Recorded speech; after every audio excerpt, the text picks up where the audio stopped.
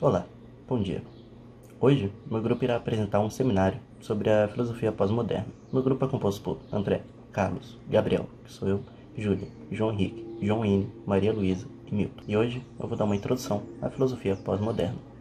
Basicamente, a filosofia pós-moderna é um movimento filosófico que surgiu na segunda metade do século XX, com uma resposta crítica às suposições supostamente presentes nas ideias filosóficas modernistas sobre cultura, identidade, história ou linguagem que foram desenvolvidos durante o iluminismo do século XVIII. Pensadores pós-modernistas desenvolveram conceitos como diferença, repetição, traço e hiperrealidade para subverter grandes narrativas, uma universidade do ser e certeza epistêmica. Basicamente, essa filosofia ela nasce com a desconfiança na razão ilustrada e na metafísica tradicional e questiona a importância das relações de poder, da personalização e do discurso na construção da verdade e das visões de mundo. Além disso, muitos pós-modernistas parecem negar que existe uma realidade objetiva e parecem negar também que existem valores morais objetivos. E os pós-modernistas eles rejeitam as metanarrativas e essas metanarrativas seriam narrativas de nível superior capazes de explicar todo o conhecimento existente ou capaz de representar uma verdade absoluta sobre o universo. Eles rejeitam isso porque eles rejeitam o conceito de verdade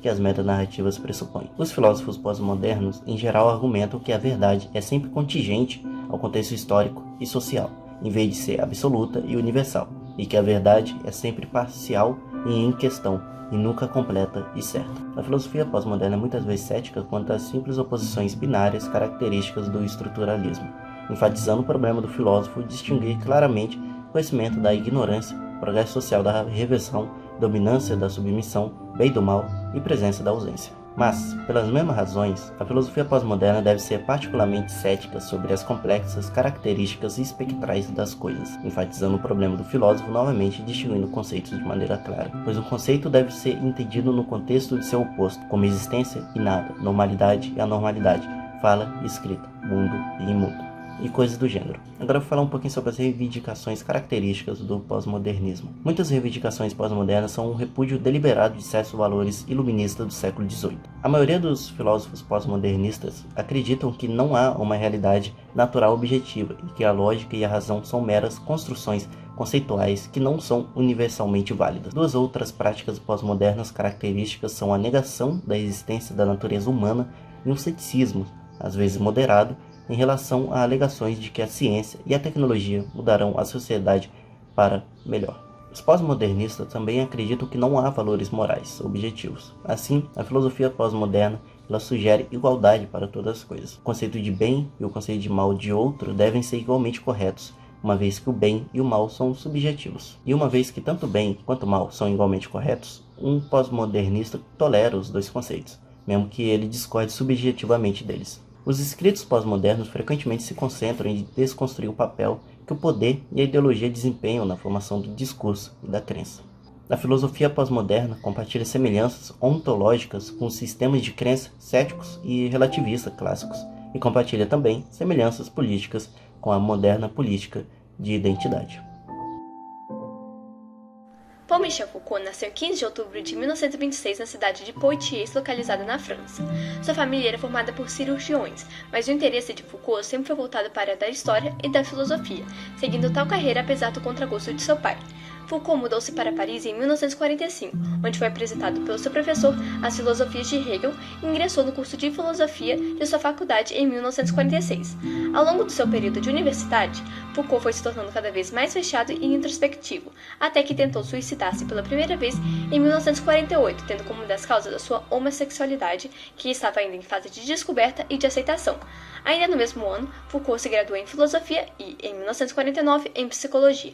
Foucault foi assistente na Universidade de Lille e deu palestras e conferências em várias universidades de diversos países, além de ter trabalhado como psicólogo patologista em presídios e hospitais psiquiátricos. Seu livro As Palavras e as Coisas permitiu que Foucault fosse reconhecido em todo o mundo. O filósofo se envolveu, juntamente com outras figuras importantes, nas lutas estudantis no mês de maio de 1968 que ocorreram na França. Além disso, em 70, Foucault foi aceito para lecionar no Collège de France. Foucault faleceu no dia 25 de junho de 1984 devido a AIDS. Ao longo de obras e pensamentos, Foucault foi influenciado por Marx, Freud e Nietzsche, por exemplo.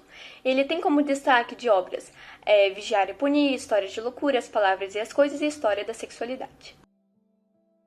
Foucault faz uma crítica veemente ao estruturalismo e afirma que de nada serve tais estruturas definidas por ele pela razão instituída, por somente limitarem outras formas de razão que se formam incessantemente. Daí ele postulou que existe a necessidade de voltar-se para as ditas verdades e questioná-las e avaliar criticamente o que se assume de verdadeiro na história. E dessa forma é permitido a nós liberar o pensamento silencioso que está inerente em todas as consciências, que formula os diferentes tipos de pensares, e ele é geralmente suprimido para se adequar às verdades definidas.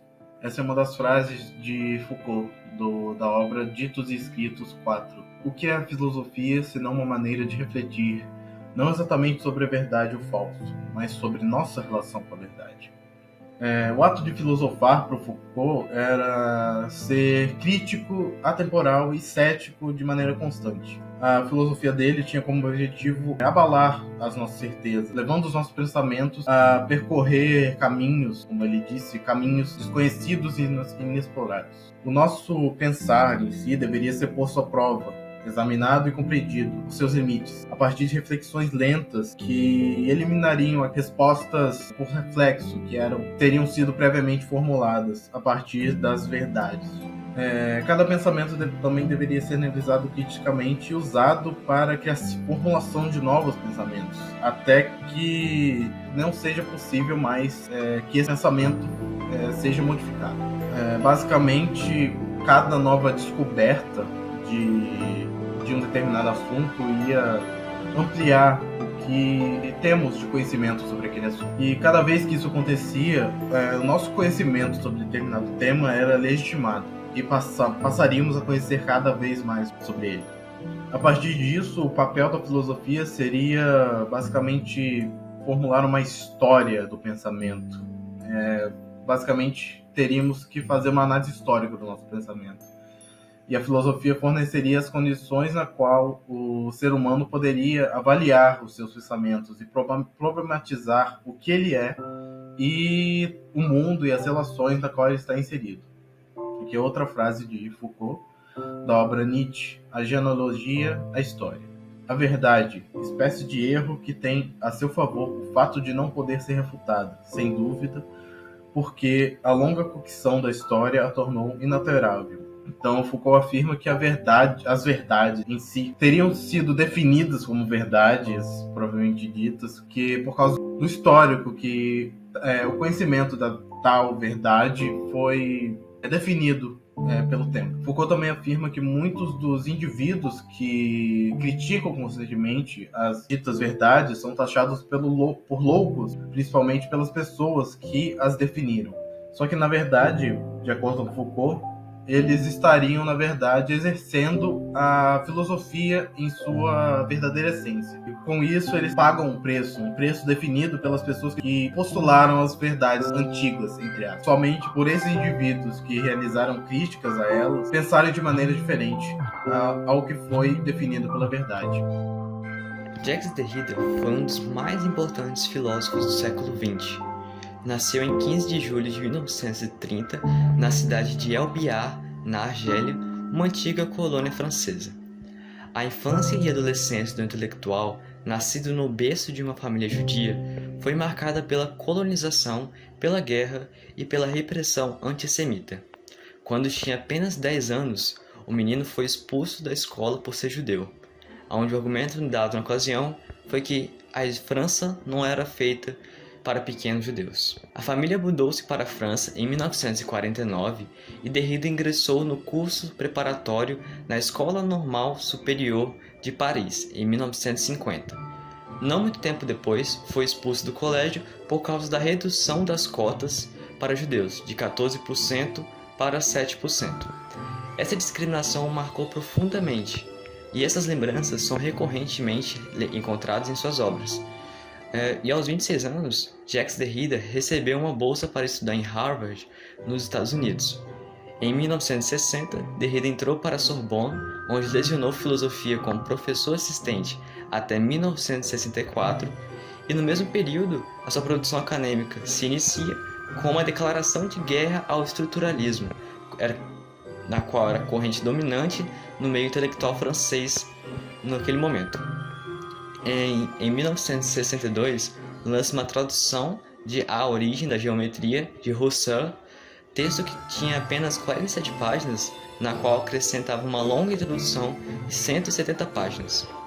Convidada por Hippolyte e Althusser, começa a dar aulas como professor assistente na Escola Normal Superior, onde permaneceu de 1964 até 1984, onde publicou suas obras mais importantes, Right Indifference e Gramatologia, ambas publicadas em 1967. Mais tarde, ele ingressou na Escola de Estudos Avançados em Ciências Sociais em 1984 até 1999, e no período de permanência nessa instituição, Derrida formulou diversas teorias que resultaram na origem da corrente filosófica denominada desconstrucionalismo, cuja influência foi muito importante tanto na Europa quanto nos Estados Unidos. Não afora no texto.